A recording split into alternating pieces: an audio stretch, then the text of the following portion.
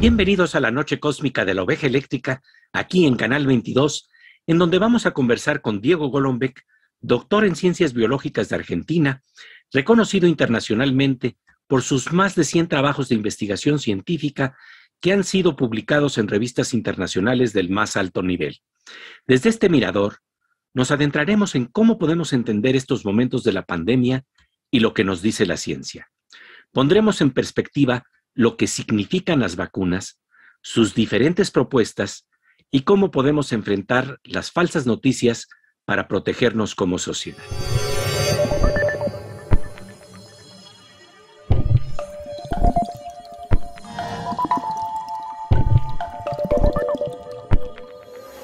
Bien, pues es un gusto darle la bienvenida a nuestro querido amigo Diego Golombek, destacado divulgador científico, experto en cronobiología en Argentina, para hablar de los giros esperados e inesperados de esta crisis de la pandemia y de sus variantes como las de la versión Delta. Tú, querido Diego, además de científico, eres conocedor de los dramas de la literatura. ¿Qué es lo que adviertes en esta historia como nudos y obstáculos que aparecen justo cuando ya estábamos viendo la salida de la pandemia y la volvemos a ver? En fin, hay una serie de giros muy interesantes. ¿Cómo dimensionar esta historia en su justa proporción? Hola Pepe, como siempre un gustazo hablar contigo. Es un gran tema, la verdad, el de la pandemia. Lamentablemente es una tragedia, ¿sí? Estamos tratando de exprimir al máximo algo que no es bueno, que es una tragedia, pero estamos tratando de verle algunos aspectos que nos queden, que nos queden como duraderos en nuestro porvenir. Y efectivamente, hay un problema de incertidumbre en todo esto, que es un gran mal para nuestro cerebro. El cerebro es un previsor y un predictor de lo que va a ocurrir. Y cuando eso que vaya a ocurrir ocurre finalmente y no está de acuerdo con nuestras predicciones, ese mismatch, esa diferencia entre lo que pensamos que iba a pasar y lo que realmente ocurrió, es desagradable. La llamamos incertidumbre. Si eso se vuelve crónico y una y otra vez caemos en que no está ocurriendo lo que pensábamos, nos aumentan las hormonas del estrés, la ansiedad, empezamos a equivocarnos, empezamos a estar de mal humor. Y la pandemia tiene algo de eso. Va 1 año y medio, más de 1 año y medio, en realidad, en veces.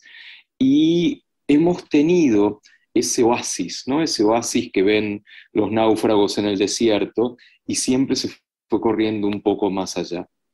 Y esto realmente nos hace modificar nuestro comportamiento, nos hace descreer de ciertas políticas, en algunos aspectos descreer de la ciencia, descreer de la principal, sino la única arma que tenemos contra la pandemia.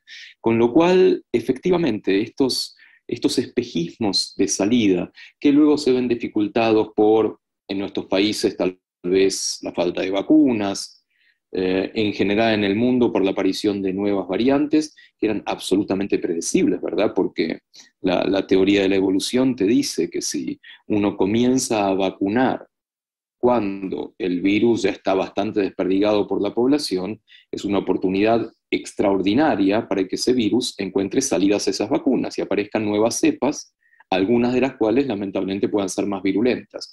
Con lo cual, los virólogos, infectólogos, epidemiólogas sabían un poco de esta posible aparición de nuevas cepas.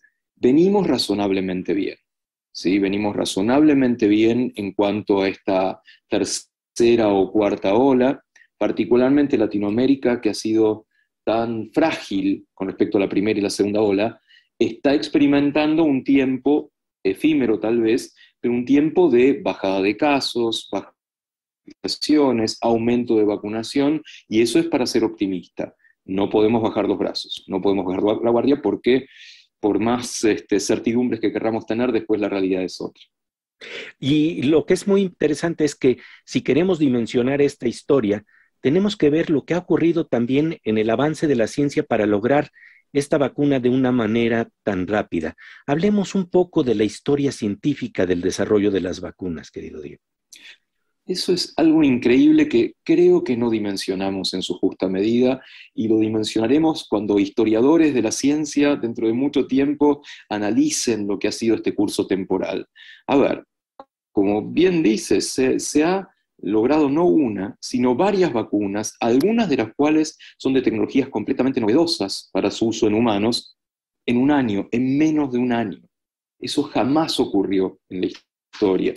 Antes de eso, se secuenció el genoma completo del virus en cuanto 2, 3 meses. Las variaciones, las mutaciones también se secuenciaron y se caracterizaron en semanas. Esto me parece es algo absolutamente inédito realmente. Y en particular, este hecho de que por primera vez, o una de las primeras veces en la historia, todos los científicos y las científicas del mundo estamos con una única idea en la cabeza. Estamos poniéndonos a prueba viendo cómo desde nuestros saberes, sean tanto de epidemiología o virología, como de ciencias sociales, de neurociencias, de aspectos más de bioquímica, cómo podemos aportar para este flagelo, esta tragedia que estamos teniendo. Con lo cual, realmente la ciencia se ha puesto a prueba y más allá de que siguen ocurriendo cuestiones trágicas, por más que baje los fallecidos, cada fallecido es un número, es una persona, así que de pronto nada, pudo haberse aliviado tal vez de otra manera y no logramos hacerlo. Entonces, por más que eso ocurra, me parece que los avances de la ciencia en favor de combatir esta pandemia han sido extraordinarios. Y realmente esto de colaborar, ser solidarios, compartir datos, nunca se había dado de una manera tan universal, tan completa, y es para estar orgullosos. La ciencia se ha puesto a prueba y los resultados de la cooperación en el mundo del conocimiento han sido extraordinarios. Después del corte, seguiremos conversando con Diego Golombek para dimensionar lo que son las vacunas, los avances inéditos que se han obtenido y cómo entender los ajustes de las dosis de las vacunas que no implican fallas en este proceso. En un parpadeo cósmico, volvemos a la oveja eléctrica para seguir conversando con el biólogo Diego Golombek sobre lo que nos dice la ciencia en estos momentos de la pandemia.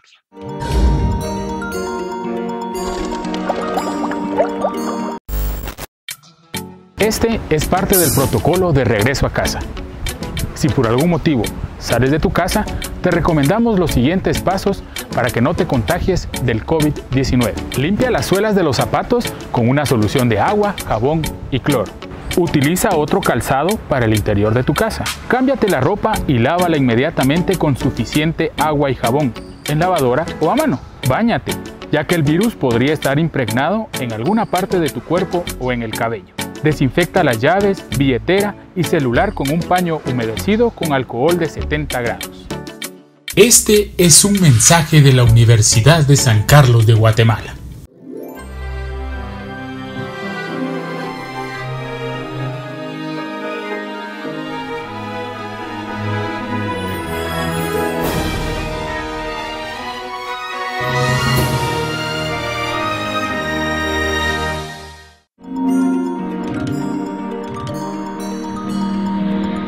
Como de rayo con tintes verdes y dorados que tratan de iluminar los escenarios y dramas que vivimos con la luz del conocimiento y la creatividad, estamos de regreso en la noche cósmica de la oveja eléctrica, aquí, en Canal 22. Estamos conversando con el destacado científico argentino Diego Golombek sobre cómo podemos dimensionar, mediante la perspectiva que nos da la ciencia, los momentos de pandemia que vivimos actualmente. En medio de las falsas noticias, vamos a hablar sobre la historia de las vacunas, cómo funcionan, cómo han evolucionado y sobre el natural calibramiento de sus dosis.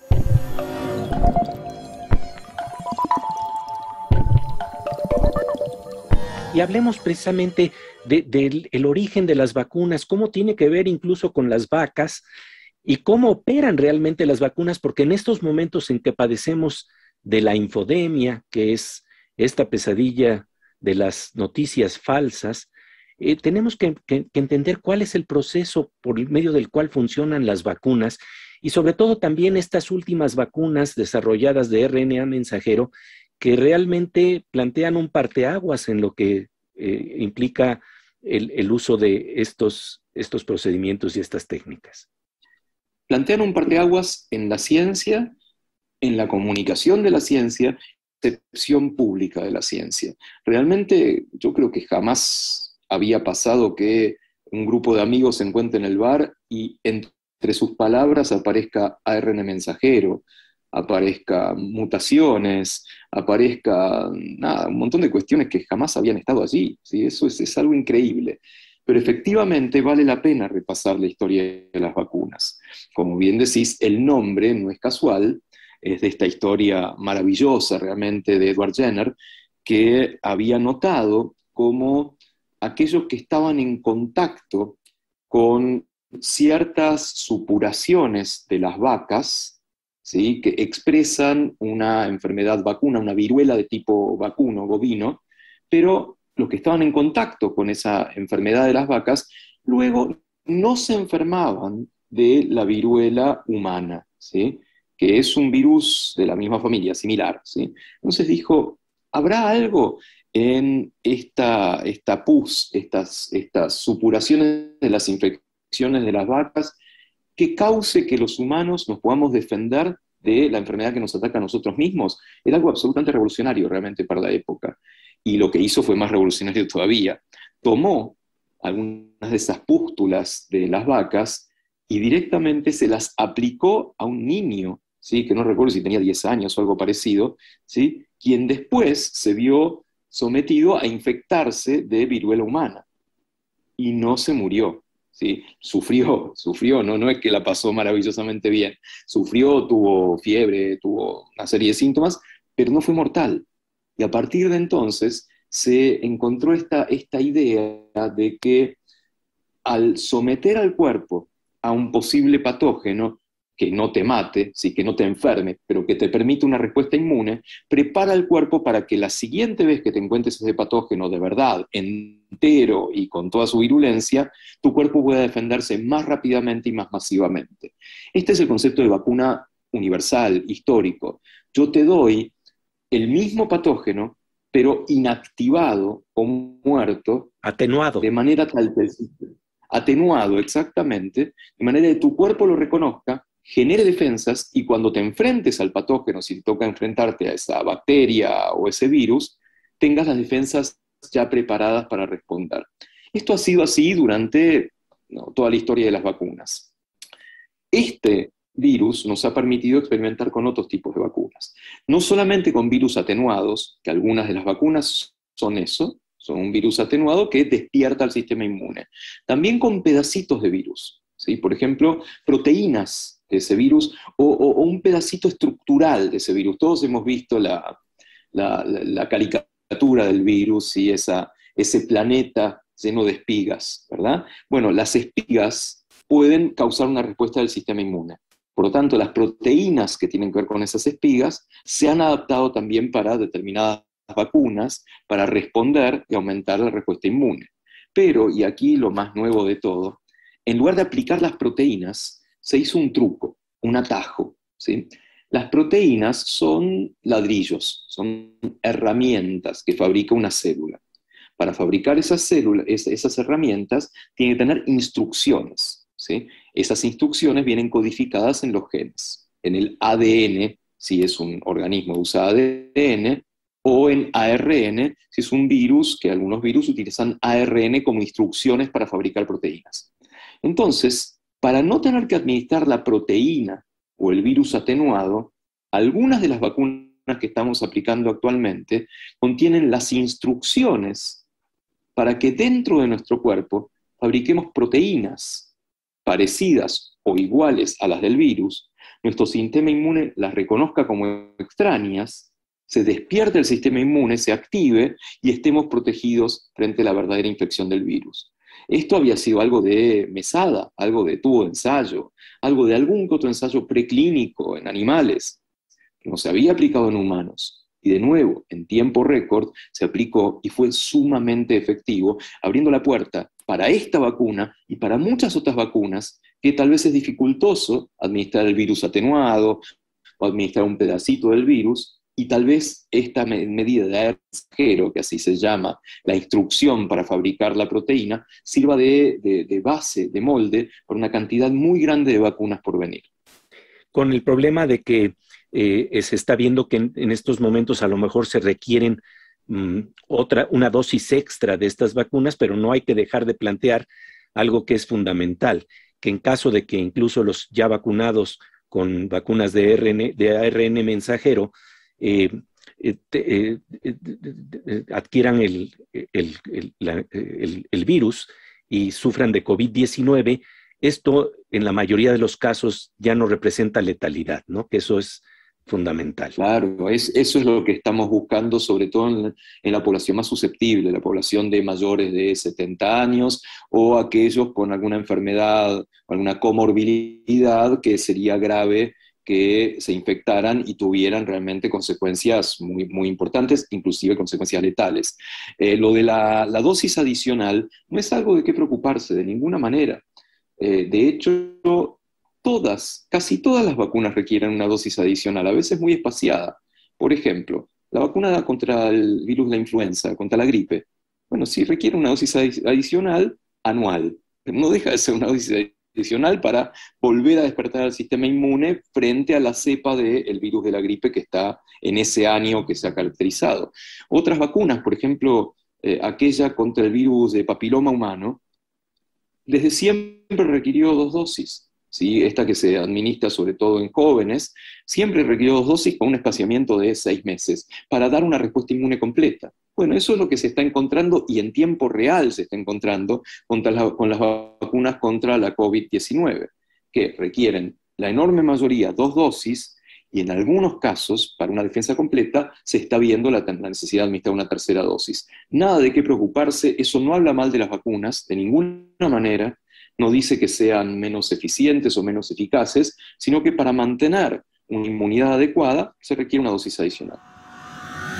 Entender cómo funcionan las vacunas es clave para darnos cuenta de que las dosis adicionales son necesarias. Y esto no implica un problema de ineficacia, como a veces lo propagan las falsas noticias. Sin bajar la guardia, estamos en un mejor escenario. Sin embargo, las incertidumbres vividas y los temores que hemos enfrentado son caldo de cultivo de las noticias falsas. De ello y de lo que podemos hacer, conversaremos después del corte.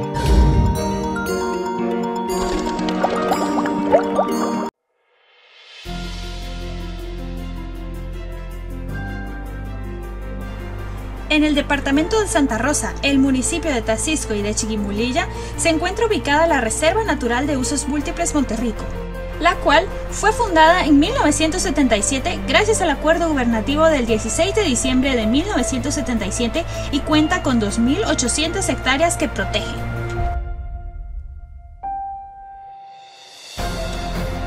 Actualmente se encuentra administrada por el Centro de Estudios Conservacionistas SECON, la cual es una dependencia de la Facultad de Ciencias Químicas y Farmacia de la Universidad de San Carlos de Guatemala, quien administra 7 áreas protegidas en total. Cuenta con los sitios de importancia como Laguna de Puente Grande, Laguna de Rama Verde, vías acuáticas, franja de playa y bosque seco. Valóralo y cuídalo.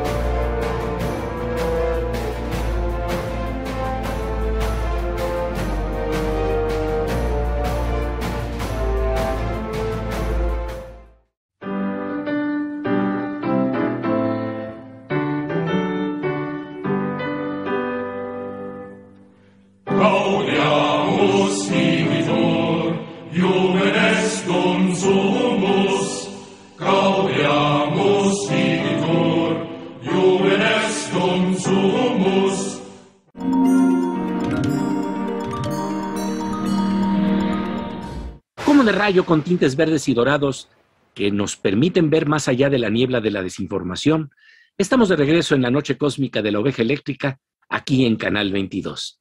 Estamos conversando con Diego Golombek, doctor en ciencias biológicas y destacado divulgador de la ciencia en Argentina, que nos pone en contexto los momentos de la pandemia que estamos viviendo.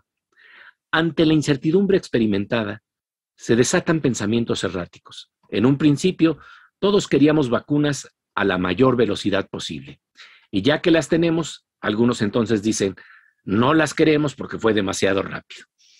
Aunque los procesos de la ciencia han sido rigurosos y sólidos, se desatan temores y falsas noticias que no nos dejan apreciar lo que hemos avanzado y lo que debemos seguir haciendo para protegernos unos a otros.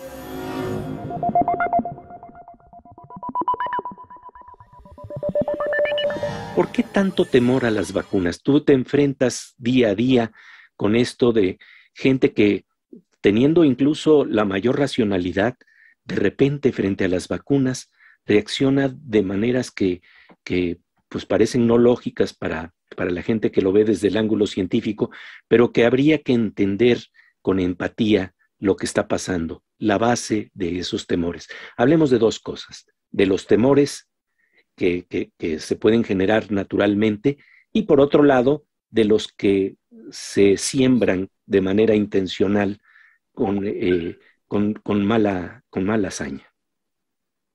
Efectivamente. A ver, todo medicamento, todo fármaco tiene los llamados efectos secundarios, ¿sí? Efectos no deseados más allá del que uno quiere. Cuando digo todo fármaco me refiero a la aspirina, ¿sí? La aspirina tiene efectos gástricos. A ver, uno puede matar a un ratón con aspirina con una dosis suficientemente alta, ¿sí? Y eso ocurre también para las vacunas, que tenga efectos secundarios, que pueden causar inflamación, fiebre. En algunos casos hay algunos componentes no de la vacuna, sino de aquello en lo cual está preparada la vacuna, que puede causar efectos secundarios. Entonces, frente a un cierto desconocimiento, uno puede exagerar esos efectos secundarios, ¿sí? Y estas vacunas los tienen como cualquier otra. Pero con las vacunas en particular, hay una historia bastante turbia detrás del miedo o ciertas noticias falsas. Ya unas décadas, hubo un trabajo publicado en la revista The Lancet, nada menos, que hoy está muy de moda. Esos mismos amigos que están en el bar hasta discuten si la publicación fue de Lancet o de Nature. Es increíble. En Lancet salió un artículo que proponía que la vacuna triple viral, ¿sí? Se había correlacionado con el aumento de casos de autismo en la población, particularmente en la población infantil, ¿sí? Esto causó un revuelo enorme. Imagínate una familia, una mamá, un papá, que le dicen que esa vacuna, que el pediatra le está diciendo, tu niño o tu niña se deben vacunar, causa o se relaciona de alguna manera con el autismo. Obviamente no voy a querer vacunar a mis hijos, prefiero que cuidarlos de otra manera.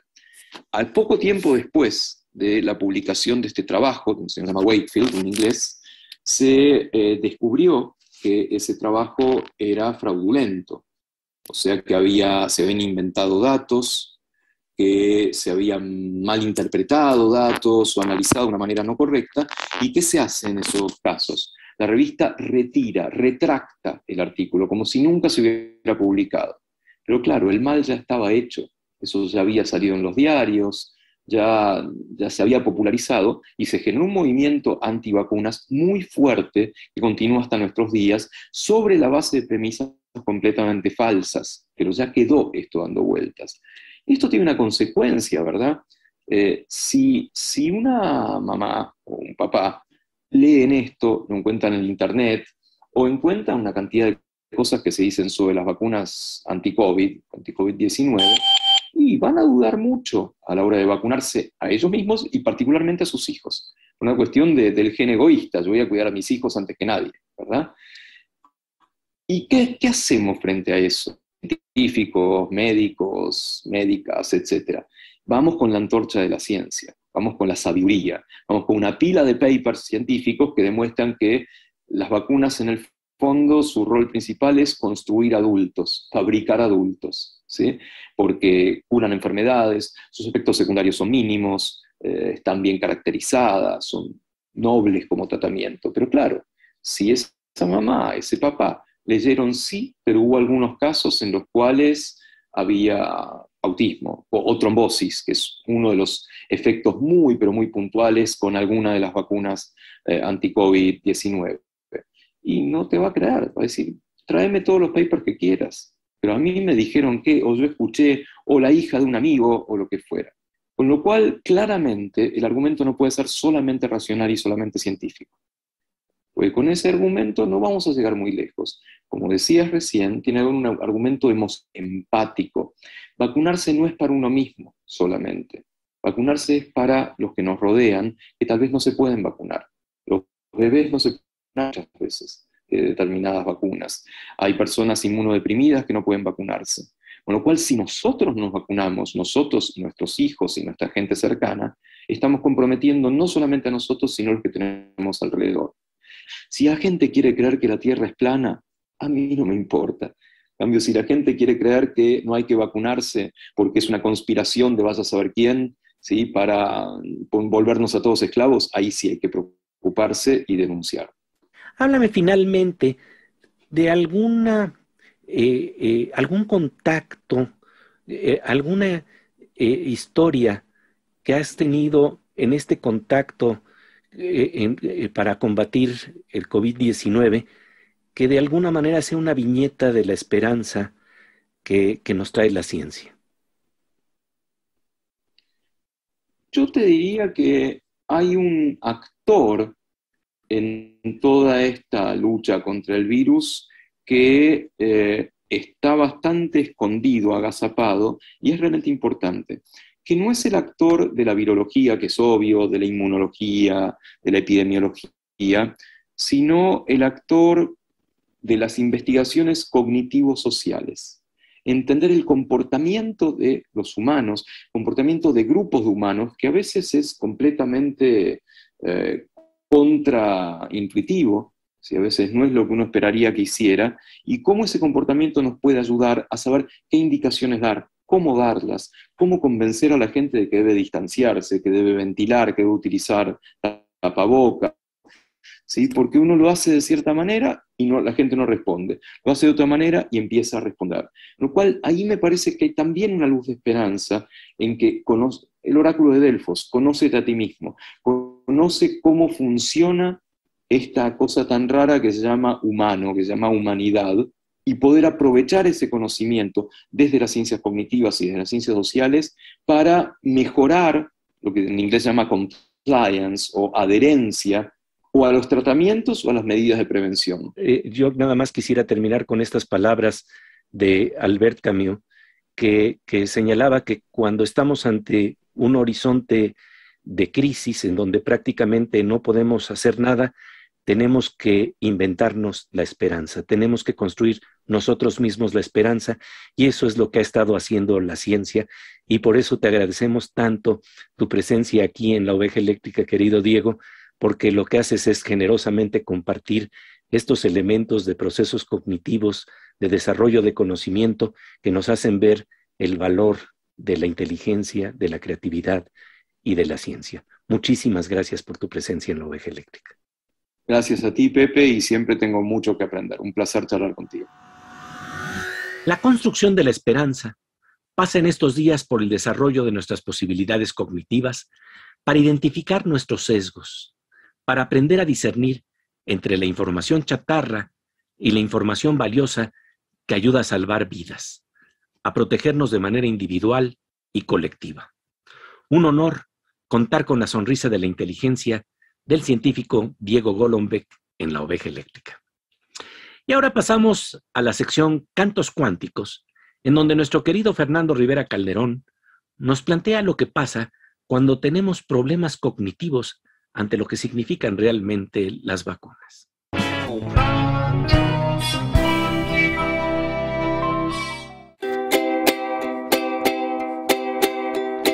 No quería vacunarse, no quería inmunizarse, decía que estaba enterada de información clasificada, que dice que esas vacunas son para tener la gente controlada, que nos van a poner un chip, que alguien ya le pasó el tip.